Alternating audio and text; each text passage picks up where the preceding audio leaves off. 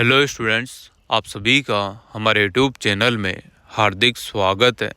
आज के इस वीडियो में बात करने वाले हैं सेमेस्टर एग्ज़ाम में कितने प्रतिशत मार्क्स लाने पर आप लोग पास हो जाते हैं। इंटरनल, एक्सटर्नल, इन सभी की अपन बात करेंगे कि कितने मार्क्स आपको लाना कंपलसरी है कि आप लोग पास होंगे। और अगर मान लो आपके फर्स्ट सेमेस्टर में बैक है, सेकंड सेमेस्टर में भी बैक है, क्या आप लोग थर्ड सेमेस्टर का एग्ज़ाम दे पाएंगे, आगे की क्लास में जा पाएंगे। इन सभी मुद्दों पर अपन विस्तृत रूप से बात करने वाले हैं। एक ही रिक्वेस्ट है आप लोगों से कि पूरा वीडियो देखिएगा। अगर आपके दिमाग में भी कुछ इस प्रकार का डाउट है तो वीडियो पूरा देखना है। और अगर आप लोग चैनल पर नए हैं तो चैनल को सब्सक्राइब, वीडियो को लाइक और बेल आइकन ज़रूर दबा लीजिएगा। ध्यान से मेरी बातों को आप लोग सुनिएगा। सबसे पहले मैं एक बात आपको क्लियर कर दूं, सेमेस्टर एग्ज़ाम जो होता है उसमें सप्लीमेंट्री के एग्ज़ाम नहीं होते हैं। ओनली सेमेस्टर एग्ज़ाम में आप लोग बैक आती है ज़्यादा से ज़्यादा, या फिर आप लोग पास होते हैं। इसमें ऐसा भी नहीं है कि आप लोगों को फेल कर दिया जाता है ना। इन बातों का आपको विशेष ध्यान रखना है। अगर 2 साल का कोर्स है तो 4 सेमेस्टर होने तय हैं, 3 साल का कोर्स है तो 6 सेमेस्टर होने तय हैं। पर देखो, आप लोग पास कब होंगे कब नहीं होंगे, जैसे आप लोगों ने पहला सेमेस्टर दिया या दूसरा सेमेस्टर दिया, इस टाइप से आप लोगों ने सेमेस्टर एग्ज़ाम दिए। अगर पहले सेमेस्टर में 4 पेपर आपके होते हैं तो पहले पेपर में आप लोगों के मान लो 100 नंबर का पेपर है, ठीक, जिसमें से भी आपके 70 नंबर का तो एक्सटर्नल है, जिसमें आप लोगों को लिखना होता है, कॉपी भरनी होती है, ठीक है। 30 नंबर का आपका इंटरनल और असाइनमेंट वगैरह इसके होते हैं जो कॉलेज के थ्रू आप लोगों को मिलते हैं। अब बात करते हैं हम इनकी। तो जो आपका एक्सटर्नल यानी कि कॉपी भरने वाला एग्ज़ाम जो यूनिवर्सिटी के थ्रू होगा, उसमें आप लोगों को 70 में से 40% मार्क्स लाना कंपलसरी है, तब जाके आप पास होंगे।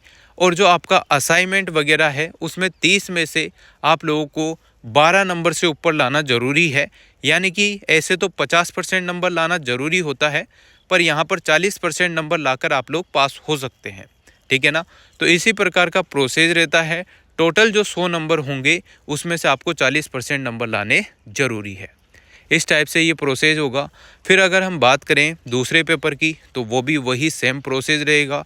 तीसरे पेपर का भी सेम 40% लाना है और चौथे पेपर में भी सेम 40% नंबर लाने हैं। अगर मान लो आपके 40% से कम नंबर आते हैं, या फिर मान लो आपके इंटरनल जो होते हैं जैसे प्रैक्टिकल वगैरह या फिर असाइनमेंट वगैरह, इंटरनल वगैरह, अगर आपके उसमें 40% से कम नंबर आते हैं या कॉलेज वाले आपको 40% से कम नंबर देते हैं, तो फिर आप लोगों के AA लिखा हुआ भी आ सकता है। आप लोगों को उसमें भी बैक दे दी जाती। बैक का मतलब कि आप लोगों को उसमें एब्सेंट या फेल कर दिया जाता है, ताकि आप लोग नेक्स्ट बार उसको क्लियर कर पाएँ। तो उन एग्ज़ाम जो इंटरनल वाले जो होते हैं आपके मिड टर्म वगैरह, आपके असाइनमेंट वगैरह, इन चीज़ों को आप लोग बिल्कुल भी हल्के में ना लें। क्योंकि फर्स्ट सेमेस्टर का जब रिज़ल्ट आया था तो बहुत सारे स्टूडेंट्स के AA लिखा हुआ आया था। उसका मतलब होता है कि आप लोग अगले जो भी सेमेस्टर एग्ज़ाम होंगे उसमें आपके असाइनमेंट और मिड टर्म जो है उसमें पासिंग नंबर लेकर आना है, इस टाइप से होता है। और जो एक्सटर्नल आपका एग्ज़ाम होगा, जो कॉफ़ी भरने वाला एग्ज़ाम होता है, जो यूनिवर्सिटी के थ्रू रिटर्न एग्ज़ाम है, उसमें आप लोगों को कॉफ़ी में 70 में से 28 नंबर, या जो 100 नंबर का पेपर है तो 40 नंबर ऐसे लाने होते हैं, ठीक है ना।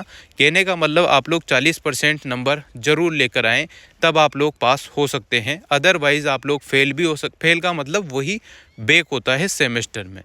अब देखो, बहुत सारे स्टूडेंट ऐसे हैं जिनके दिमाग में ये चल रहा है कि सर फर्स्ट सेमेस्टर का रिज़ल्ट तो आ गया और हमारे तो चारों में बैक है, रिवोल्यूशन करा ली, उसमें भी पास नहीं हुए, या फिर रिज़ल्ट ही नहीं आया, अभी तक रिज़ल्ट नहीं आया है। फर्स्ट सेमेस्टर वाले जो स्टूडेंट हैं जिनके रिवोल्यूशन का रिज़ल्ट अभी तक नहीं आया है, जल्द ही 2-4 दिनों में जारी होने की संभावना है। फिर देखो, यूनिवर्सिटी का कुछ कह नहीं सकते, कोई फिक्स रिज़ल्ट की डेट नहीं होती है, तो कभी भी आपके रिज़ल्ट आ सकते हैं। सेकेंड सेमेस्टर के आप लोगों ने एग्ज़ाम दे लिए। अब उसमें भी बहुत सारे स्टूडेंट ऐसे हैं जिनको डर सता रहा होगा कि सर मेरे तो बैक आना तय है ना, तो क्या मैं थर्ड सेमेस्टर का एग्ज़ाम दे पाऊँगा, नहीं दे पाऊँगा। चलिए इस पर बात कर लेते हैं। ये जानना बहुत ही ज़रूरी है आप लोगों के लिए, क्योंकि बहुत सारे स्टूडेंट डाउट में है। तो देखो, बात यह है कि पहला सेमेस्टर और दूसरा सेमेस्टर दोनों में मिला के अगर आप लोगों के 50% नंबर आते हैं, समझ रहे हो, 50% नंबर दोनों के मिलाकर अगर आपके आते हैं, जैसे पहला सेमेस्टर आपका 400 नंबर का हुआ, दूसरा सेमेस्टर भी आपके 400 नंबर का हुआ, ठीक है, दोनों सेमेस्टर अगर आपके 800 नंबर के हुए हैं तो आप लोगों के दोनों सेमेस्टर में मिलाकर 400 नंबर आने चाहिए। अगर 400 नंबर आते हैं तो 50% आपके बन जाती है। 50% बन गई तो आप लोग थर्ड सेमेस्टर के एग्ज़ाम फॉर्म भर सकते हैं, अदरवाइज़ आप लोग थर्ड सेमेस्टर का एग्ज़ाम फॉर्म नहीं भर सकते हैं।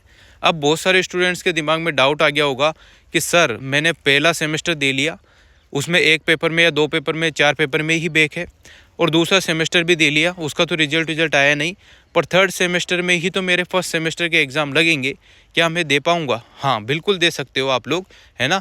वो एग्ज़ाम फॉर्म आप लोग भर सकते हैं और वो थर्ड सेमेस्टर के साथ ही आपके भरने में आएंगे, ठीक है ना। ड्यू पेपर ऑलरेडी उसमें इंक्लूड होकर आ जाएंगे, पर 50% मार्क्स आपके होने चाहिए, तभी आप लोग थर्ड सेमेस्टर के साथ एग्ज़ाम फॉर्म भर सकते हैं।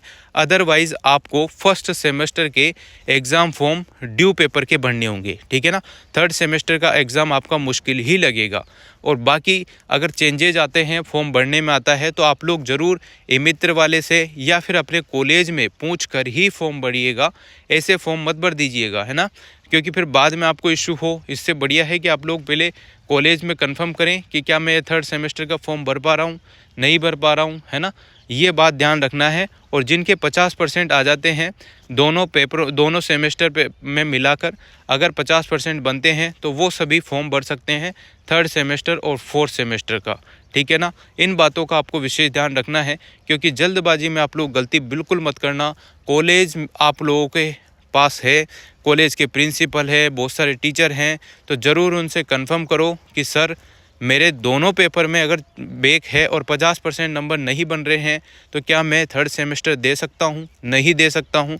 जहाँ तक जो गाइडलाइन थी, जो चीज़ें थी, वो मैंने आपको बता दी कि पहले और दूसरे सेमेस्टर में 50% होना कंपलसरी है, उसके बाद ही आप लोग थर्ड सेमेस्टर का एग्ज़ाम दे सकते हैं, है ना। अगर किसी का रेगुलेशन का रिजल्ट नहीं आया है और फॉर्म स्टार्ट हो जाते हैं तो आप लोग बिल्कुल भर सकते हैं, कोई दिक्कत नहीं है, ठीक है ना। तो यही कुछ इन्फॉर्मेशन थी और बहुत ही काम की थी, तो आप लोगों को मैंने बता दी, जो कि आप लोगों को जानना ज़रूरी भी है।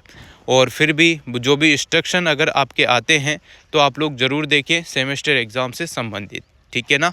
और भी कोई डाउट रहता है तो आप लोग ज़रूर कमेंट कर सकते हैं, पूछ सकते हैं। रिवलेशन के रिजल्ट से संबंधित अगर हम बात करें तो 4-5 दिन के अंतर्गत आप लोगों के रिजल्ट शो होना स्टार्ट हो जाएंगे। इसी बीच में सप्लीमेंट्री के फॉर्म भी स्टार्ट होंगे। जो स्टूडेंट सप्लीमेंट्री एग्ज़ाम देना चाहते हैं वो ज़रूर भर दीजिएगा, है ना। बाकी सेमेस्टर में सप्लीमेंट्री एग्ज़ाम नहीं होते हैं। और अगर आप लोगों को पास वास होना है तो एक वीडियो ज़रूर लेकर आऊँगा, जिसमें आप लोगों को कॉफ़ी लिखने की कला सिखाई जाएगी कि कॉफ़ी कैसे लिखना है। अगर आपने कुछ भी नहीं पढ़ा है, कॉफ़ी लिखना अगर आपको आता है तो भी आप लोग पास हो सकते हैं। तो वो वीडियो भी जल्दी आप लोगों के लिए लेकर आऊँगा। कमेंट करके अगर आप लोग ज़्यादा से ज़्यादा बताएंगे तो ज़रूर वीडियो आ जाएगी, ठीक है ना। तो इसी प्रकार से आप लोगों को एग्ज़ाम फॉर्म भरने होंगे और थर्ड सेमेस्टर के जो एग्ज़ाम फॉर्म है वो जल्दी स्टार्ट होने की संभावना है। दिसंबर माह में हो सकता है आप लोगों के फॉर्म स्टार्ट हो जाएंगे। तो आप लोग जो भी एलिजिबल हैं, जो भर सकते हैं, वो ज़रूर भरिएगा। और जिनको मैंने बताया है 50% से कम मार्क्स हो रहे हैं दोनों सेमेस्टर के जोड़ के, वो एक बार कॉलेज में कंफर्म करके ही फॉर्म भरें, ठीक है। Thank you so much. Video अगर अच्छी लगी हो तो like, comment, share and subscribe.